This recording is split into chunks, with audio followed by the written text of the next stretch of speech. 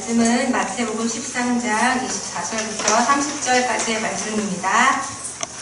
예수께서 그들 앞에 또 비유를 들어 이르시되 천국은 좋은 씨를 제 밭에 뿌린 사람과 같으니 사람들이 잘 때 그 원수가 와서 곡식 가운데 가라지를 덧뿌리고 갔더니 싹이 나고 결실할 때가 가라지도 보이거늘 집 주인의 종들이 와서 말하되 주여 밭에 좋은 씨를 뿌리지 아니하였나이까? 그런데 가라지가 어디서 생겼나이까? 주인이 이르되 원수가 그렇게 하였구나. 종들이 말하되 그러면 우리가 가서 이것을 뽑기를 원하시나이까? 주인이 이르되 가만두라. 가라지를 뽑다가 곡식까지 뽑을까 염려하노라. 둘 다 추술 때까지 함께 자라게 두라. 추수 때에 내가 추수꾼에게 말하기를 가라지는 먼저 거두어 불사르게 단으로 볶고 곡식은 모아 내 곡간에 넣으라 하리라. 하나님의 나라의 비유리를 제목으로 말씀 전해주시겠습니다. 네, 기도하겠습니다. 하나님, 이 시간 주님 말씀이 이곳 가운데 충만하시기를 소망합니다. 전하는 자의 입술이 부족하지만 성령 하나님께서 붙드시사 아버지 쓰시기에 부족함 없도록 인도하여 주시고 듣는 자의 모든 마음도 정말로 좋은 씨앗을 바라는 옥토와 같이 하나님께 집중하여 나아갈 수 있도록 인도하여 주옵소서. 감사드리며 예수님의 이름으로 기도드립니다. 아멘.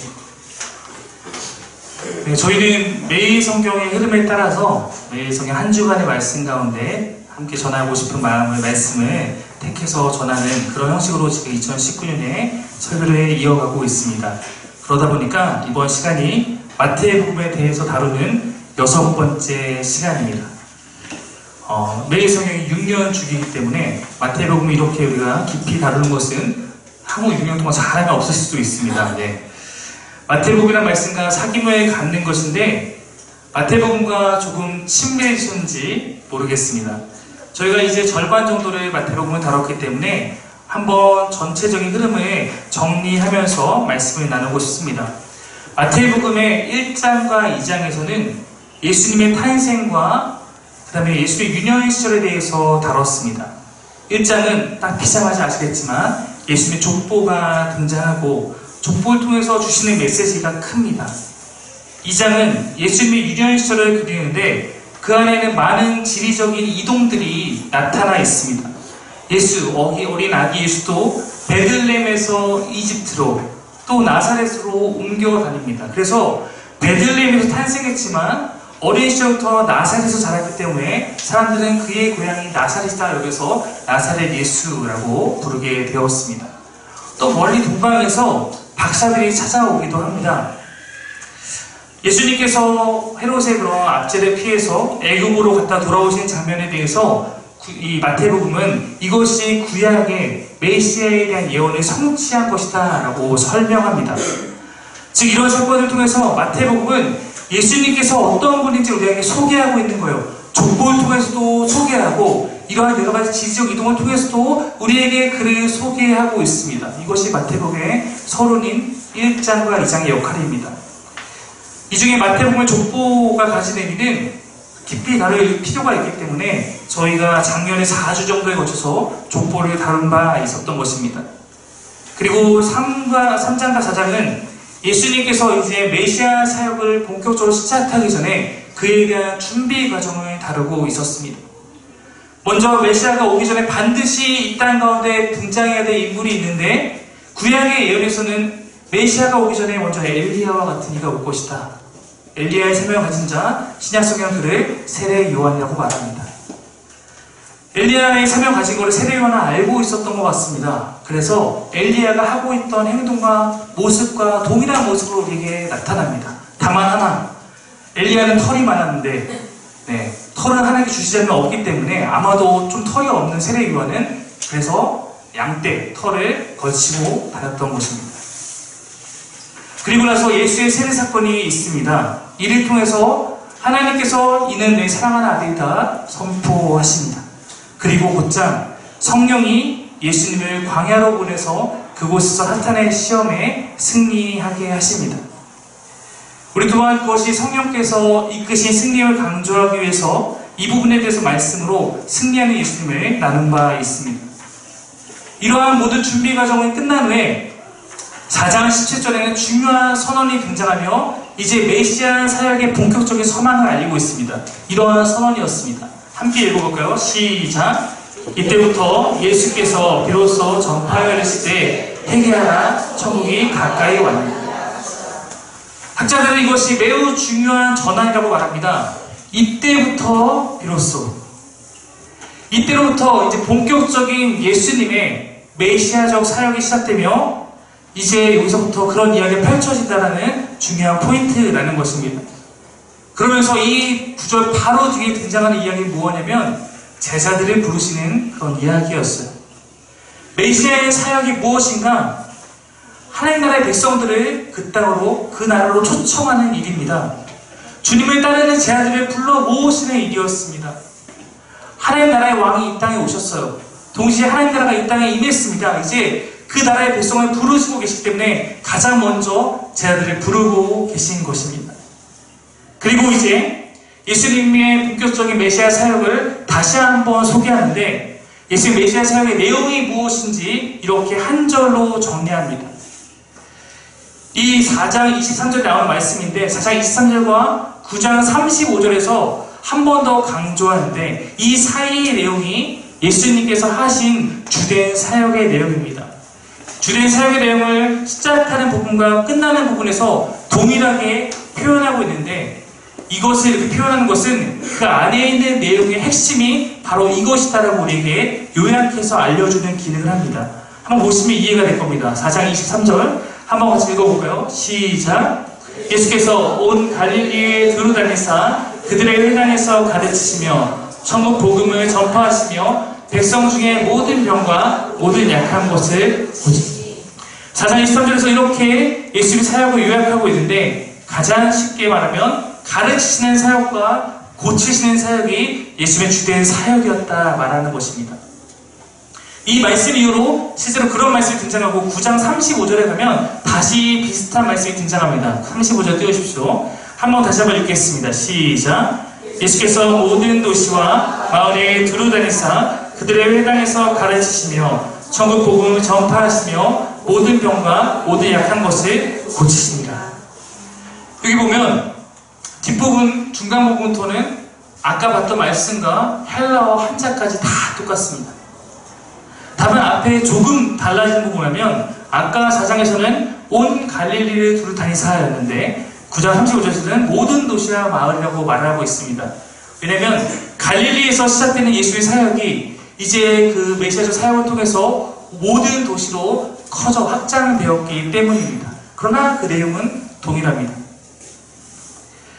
메시아 사역, 가르치시고 고치시는 사역, 이 구절이 요약하는 바와 같이 이 안에 등장하는 5에서 7장은 가르침에 대해서 다루고 있고 8에서 9장은 예수의 고치신 사역을 다루고 있는 것, 이것이 마태복음의 구조입니다.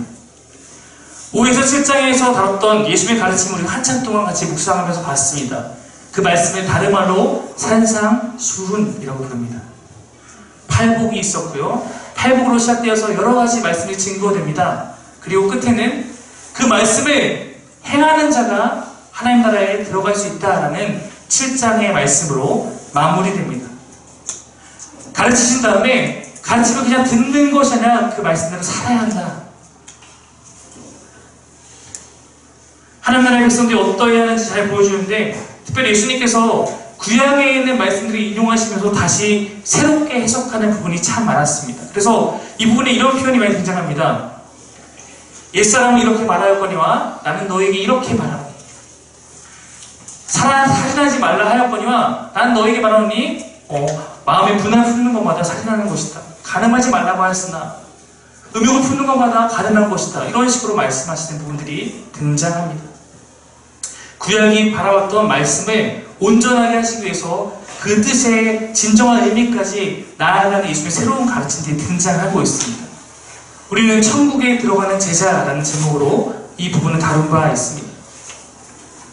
8에서 9장은 기적을 행하신 예수님을 그리고 있습니다. 아까 말했던 고치심의 단락이었습니다. 나병 환자, 백부장의 종, 베드로의 장모를 고치십니다. 풍랑을 잔잔케 하시고 귀신된 자를 고치시고 중풍 환자를 치유하십니다. 관리의 딸과 혈루병 하는 여인을 고치십니다. 두 맹인이 눈을 뜨고 벙어리에 귀신들 때를 고치는 이야기까지 이 부분에 다 등장하고 있습니다. 이렇게 앞에는 예수의 가르침을 모아놓고 8장, 9장을 고치심 사건을 모아서 기록하고 보여주고 있습니다. 그를 통해서 예수님의 사역이 무엇이었는가 가르치고 고치시는 것이었다 전달하고 있습니다.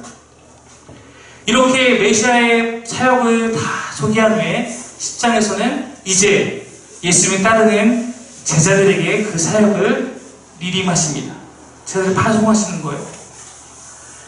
여러분, 하나님 나라는 하나님께서 다 하실 수 있지만 다 하시지 않습니다.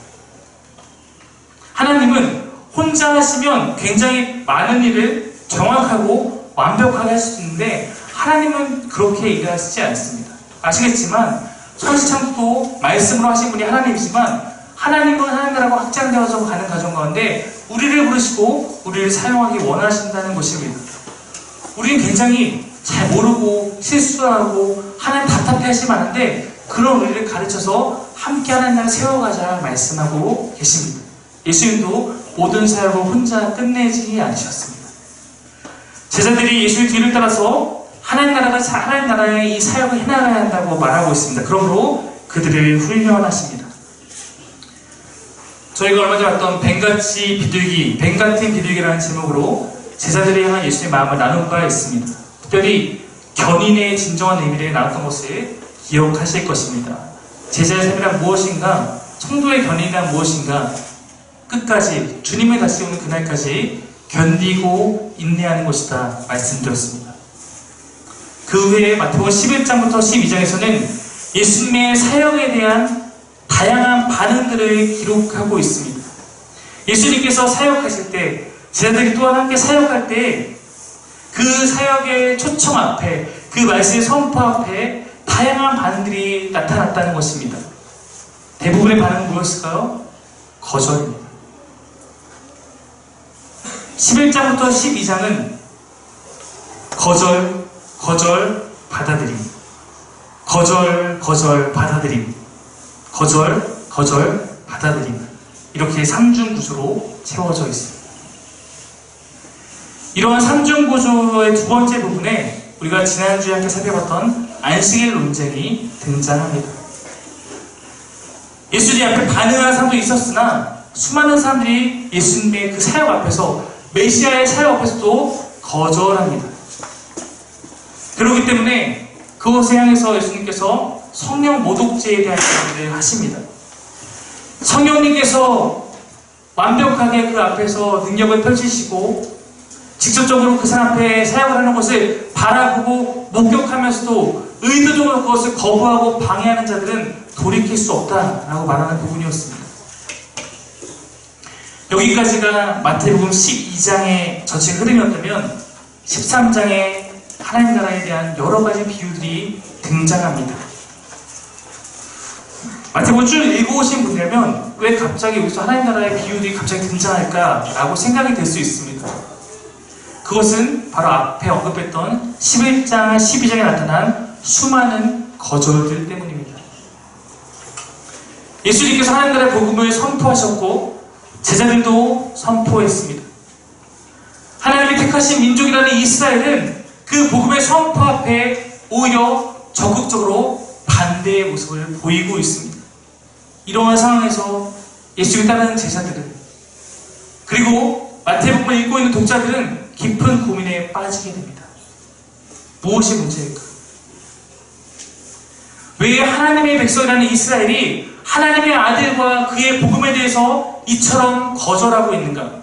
바로 그 문제를 13장에서 다루고 있는 것입니다. 성경이 말씀하는 것이 이렇습니다. 그것이 하나님 나라의 속성이다. 하나님 나라가 이러한 것이기 때문이다 라고 말하는 것이 예수의 비유들입니다. 13장에는 8개의 비유가 등장하는데 모두 다 천국은 마치 이러이러하다. 천국은 이러이러하다 라고 이야기합니다.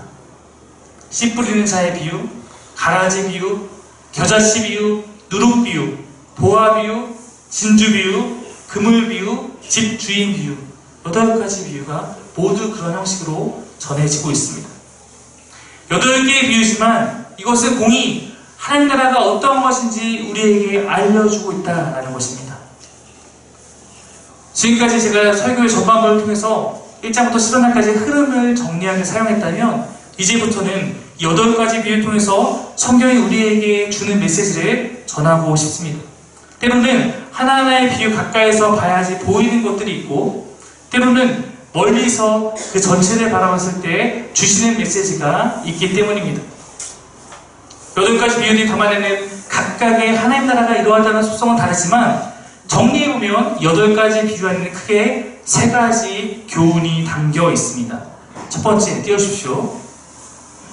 한번 같이 읽어보겠습니다. 시작. 하나님 나라가 성장한다는 것을 말하고 있습니다. 이거 성장한다는 것은 그냥 커져간다, 또 그런 것을 의미하지 않습니다. 이것은 자라서 끝을 향해 나아간다라는 의미입니다. 즉, 하나님 나라는 시작됐고 반드시 성취된다라는 의미입니다. 반드시 결실의 때가 있고 추수의 때가 온다고 여러 비유들은 말하고 있습니다. 겨자씨의 비유도 그렇고 누룩 비유도 그렇고 그리고 잘 알고 있는 씨 뿌리는 자의 비유 또한 이러한 것을 담아내고 있습니다. 두 번째, 한번 읽겠습니다. 시작. 하나님 나라는 철저한 요구를 수반합니다. 여러분, 하나님 나라를 우리가 얻으려면, 하나님 나라의 백성이 되려면 어떻게 해야 한다고 성경이 말하고 있습니까?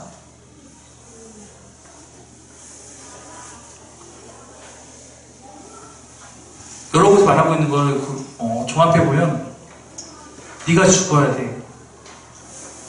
네가 죽지 않으면 그 나라가 너에게 임할 수 없어 라고 말하고 있습니다. 우리가 아까 신나게 찬양했던 천국은 마치 밭에 감추인 부화, 그 말씀을 아시겠지만 밭에 감추인 부화를 얻기 위해서 다 팔아, 내 것을 다 팔아 그것을 사야 한다. 극히 값진 진주를 찾아다니면서 한 장사꾼이 있었는데 자기 것을 다 팔아서 그것을 얻는다. 다 판다는 표현은 전적인 포기를 의미합니다. 하나님 나라를 얻고자 하는 자는 그것을 위해서 내 모든 것을 드릴 수 있는 각오가 있어야 한다라고 말하고 있는 것입니다. 제가 예전에 하나님 나라에 대해서 계속 가르치면서 그때 이 개념을 푸토코스라고 했습니다. 푸토코스가 따라해볼까? 푸토코스. 푸토코스가 찾아보시면 뭐냐면 헬라어인데 정말 선명하게 말하면 거짓입니다. 가난한 자. 근데 그냥 가난한 자가 아니라 절대적으로 가난한 자입니다. 푸토코스의 의미는 누군가가 도와주지 않으면 그 생을 여의할 수 없는 자. 반드시 도움이 필요한 자라는 뜻입니다. 그것이 가난한 자, 푸토코스입니다. 내 생존을 누군가에 의탁해야 하는 상태.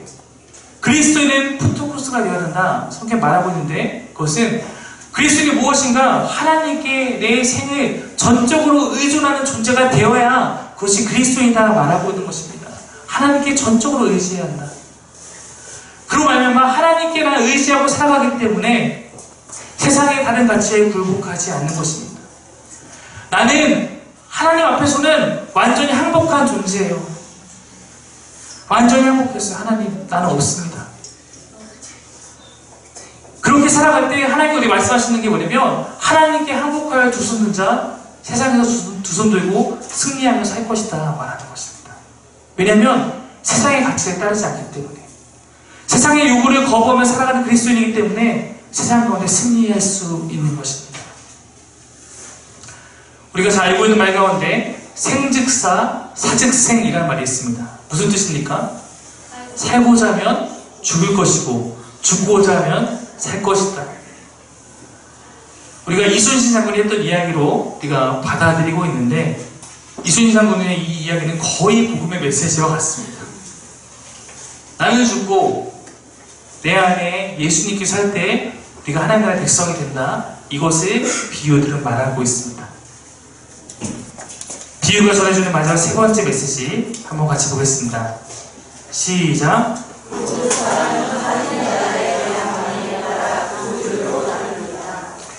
하나님 나라의 복음을 전파했을 때 반드시 그 안에는 두 가지 모습이 존재한다라는 것입니다. 반드시 둘러난다. 이 얘기는 어떻게 보면 중간이 없다는 거예요. 여러분이 가장 잘 아는 대표적인 비유가 8가지 비유 중에 첫 번째 나오는 씨 뿌리는 자의 비유입니다. 4가지 밭의 비유, 옥토에 대한 그 이야기입니다. 여러분, 4가지 밭에는 동일한 씨가 뿌려집니다. 씨에 차별은 없었습니다. 씨는 말씀이라고 했으니까 4가지 밭에 말씀이 뿌려졌습니다. 근데 반응이 다릅니다. 열매 맺는 밭과 열매 맺지 못하는 밭이 있다라는 것입니다. 그 중에 몇 개는 처음에는 꿈틀꿈틀 반응합니다.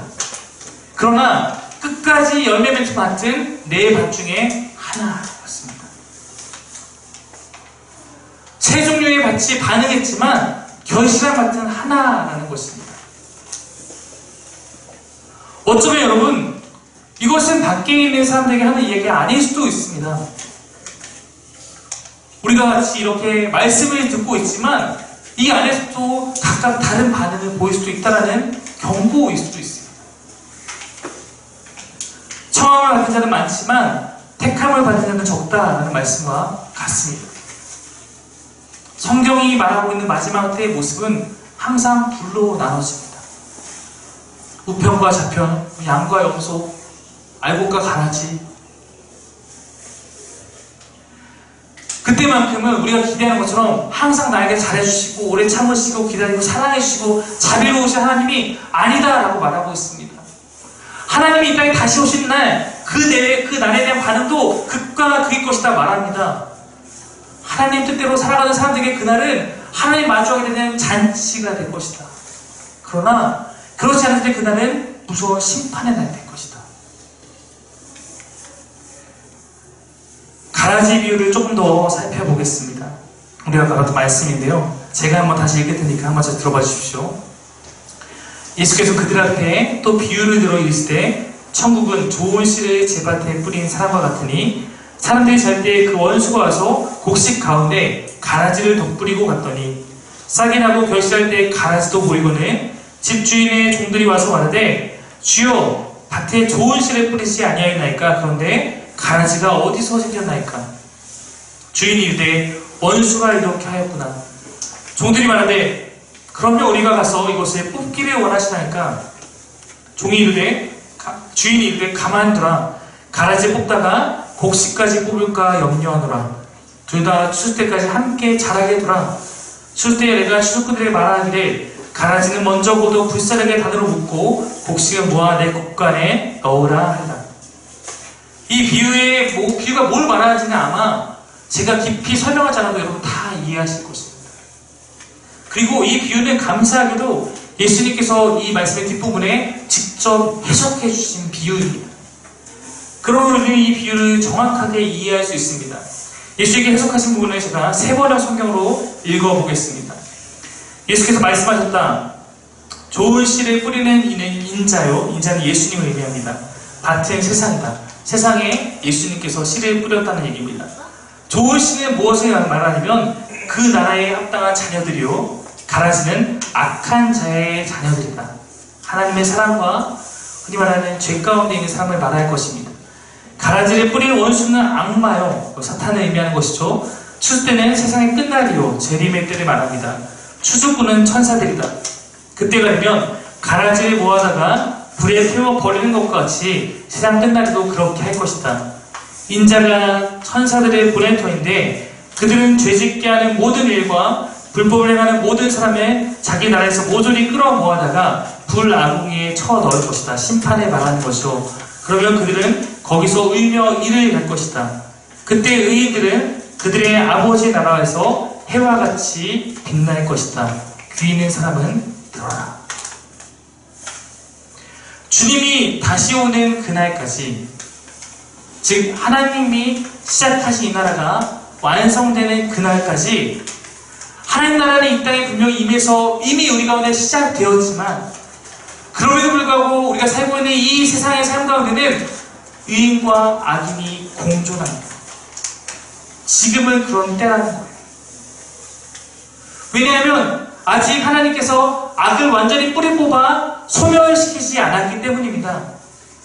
소멸할 것입니다. 그러나 아직 아니라는 것입니다. 그러므로 그날이 임하는 그날까지 하나님께서도 일하지만 사탄도 쉬지 않습니다. 성경을 보면 사탄이 우는 사자와 같이 삼킬 자를 찾는다라고 말합니다. 우리가 하나님의 말씀을 듣고 우리도 복음 가운데 영혼 구원에 힘쓰는 만큼 이 세상의 권세들도 하나님 앞에 서지 못하도록 우리를 계속해서 막을 것입니다. 우리를 계속 유혹할 것입니다. 넘어뜨리려고 할 것입니다. 우리는 그것을 보면서 때로 묻습니다. 하나님, 어떻게 이 악을 방관하고 있습니까? 하나님, 어떻게 이렇게 악인들이 잘 되는 세상 가만히 두고 계십니까? 우리 묻고 싶을 때가 많습니다. 근데 오늘 하나님의 말씀은 그것이 하나님 나라의 속성이다 말하고 있어요. 일반적인 세상의 농사법에서는 여러분, 전 농사를 잘 모르지만 벼가 자랄 때 피도 함께 자라면 농사꾼들은 피를 다 뽑아냅니다. 피를 안 뽑고 가만히 내버려두면 이 농부가 너무 게으른 거 아닌가 생각할 수 있습니다. 여러분, 피를 왜 뽑습니까? 벼의 수확량을 늘리기 위한 방법으로 피를 뽑는 것입니다. 근데 오늘 비유가 설명하는 하나님 나라의 농사법은 다릅니다. 하나님은 피와 같은 가라지들이 보이지만 뽑지 않습니다. 왜 그렇습니까? 가라지를 뽑다가 알곡 하나라도 손해를 입을까 염려하기 때문이다 설명합니다. 지금은 기다리신다라고 말합니다.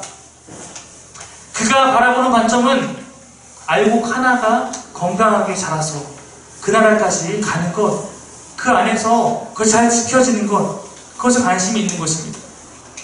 세상의 관점에는 많은 수확량이 중요할지 모르지만 하나님 나라의 관점에서 중요한 것은 알곡들의 영적인 안전입니다.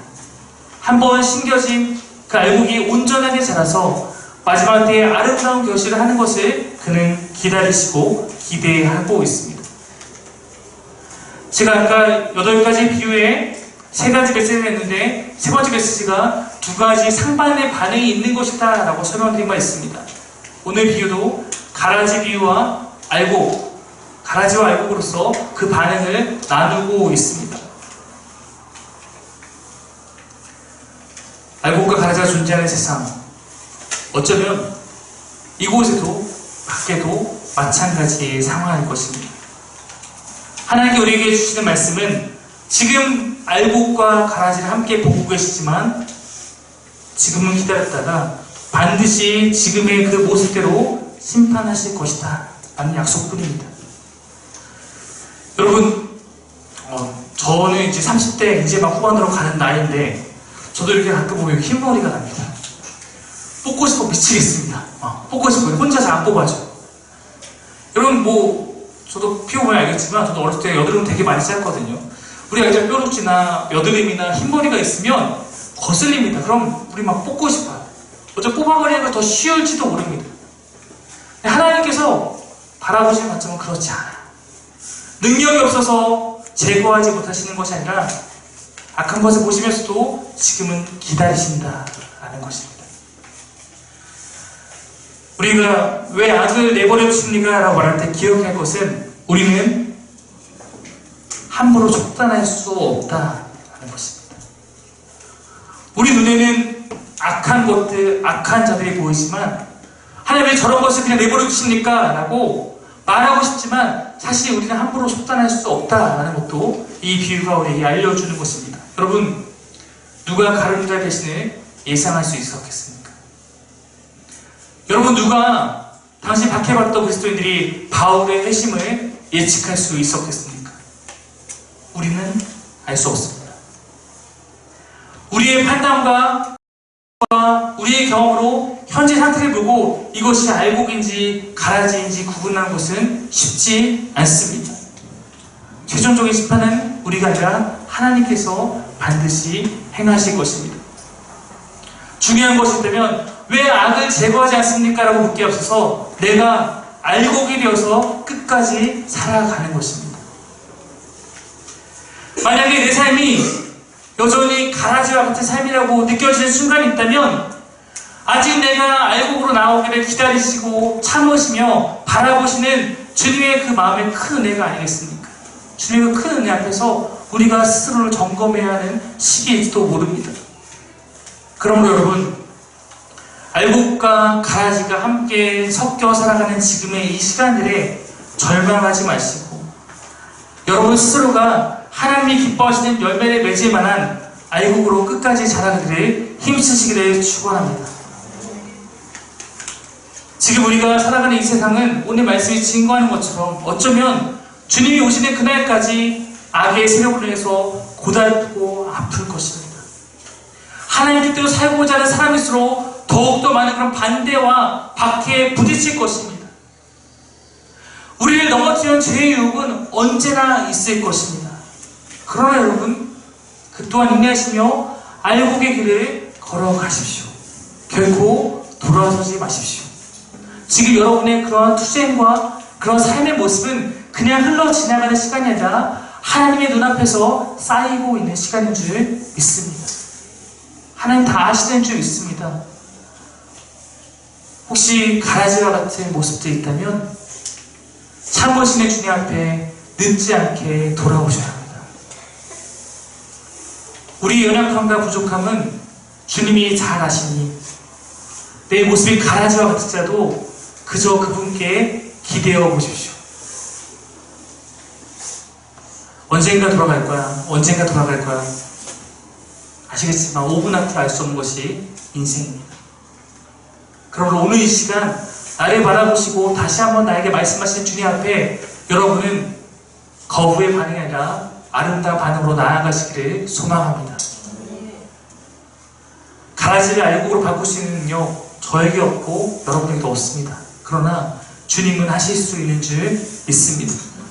우리에게 주어진 우리의 삶에서 보면 긴 인생, 하나님 나라의 관점을 보면 짧은 인생.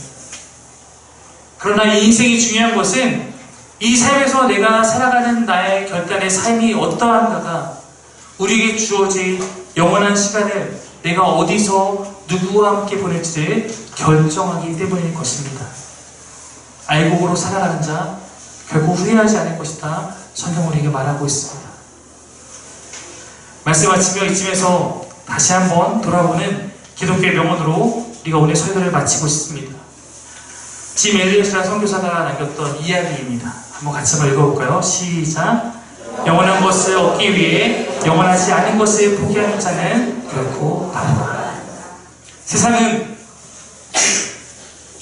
영원한 건 없다.